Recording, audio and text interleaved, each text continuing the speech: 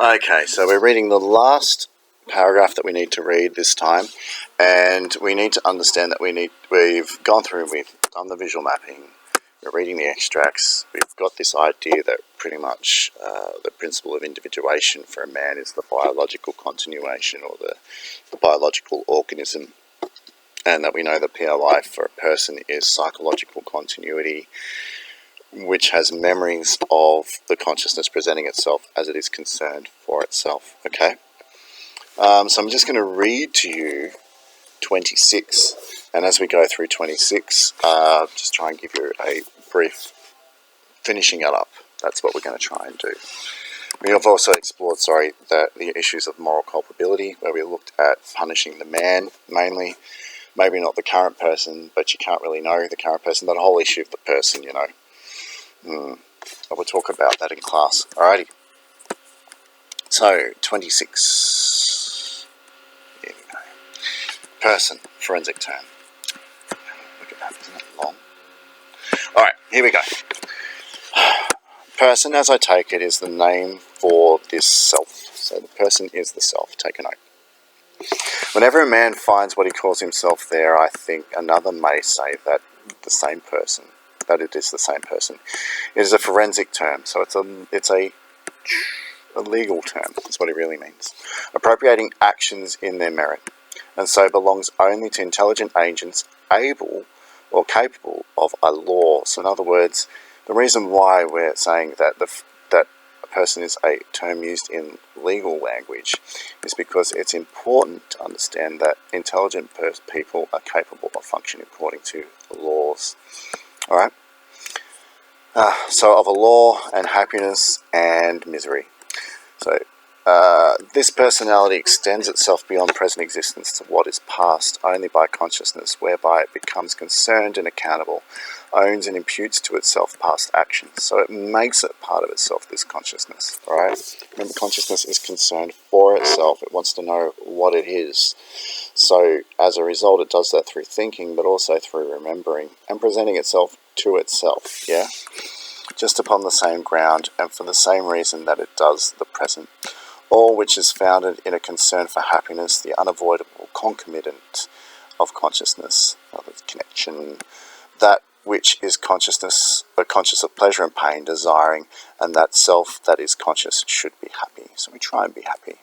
And therefore, whatever past actions it cannot reconcile or appropriate to that present self by consciousness, it cannot be any more concerned of. In other words, if you can't reconcile or understand how any previous actions were part of your consciousness and what you did, then you can't really be concerned of it any more than as if they'd never been done and receive the pleasure or pain, reward or punishment on the account of any such action.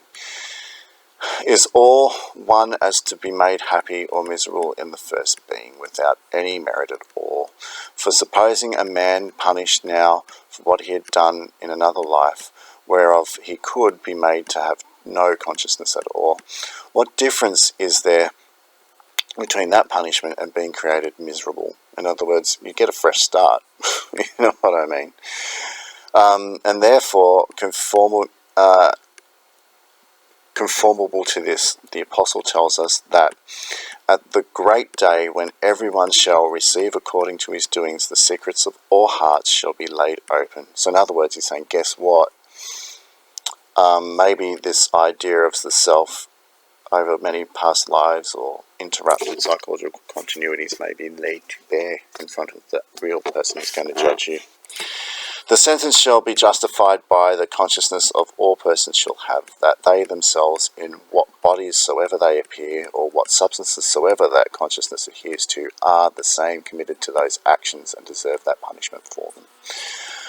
Alright, so what he's basically saying is that I used to say that you punish the man, not the person, but you really do have to make, if you're doing a complex analysis of this, you really do have to make an assumption that both is being involved. You know, you can't know the counterfeit nature of a person if they're lying to you and saying their consciousness is interrupted or not. So in a sense, you do really have to consider the fact and make legal judgments based on that. But responsibility, I guess, lies with the person and the person is no more responsible for what he did, versus if he doesn't have the psychological continuity of the past. And let's say at the end of days there was a universal reckoning, and you had to present every deed you did across multiple bodies in front of the Lord, and you had a continuity of it. You could remember all those things you did as different persons coming together to create one big person. Then that's when you can be judged on everything that you did. But remember, really, what's going on here is a definition of what the self is, which is that continuity of consciousness across all memories, past and time. And as long as they're connected, as long as the consciousness is aware that it is the same consciousness across those memories, then you have a self. All right, that's it.